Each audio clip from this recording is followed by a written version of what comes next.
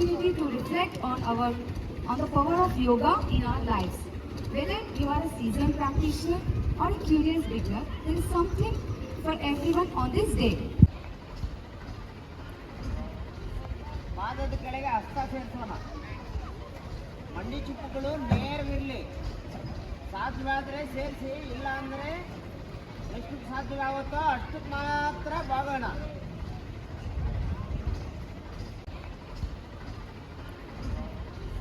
ಪಾದದ ಕೆಳಗೆ ಹಸ್ತ ಸೇರಿಸೋಣ. ಮಂಡಿ ಚಿಪ್ಪುಗಳು ನೇರವಿರಲಿ.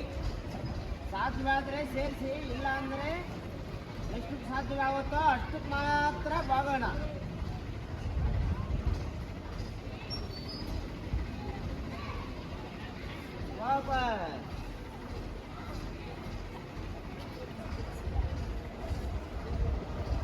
ಮತ್ತೆ ಉಸಿರು ತಗೊಳ್ಳೋಣ. ಪಾದದ ಪಕ್ಕದಲ್ಲಿ ಹಸ್ತ.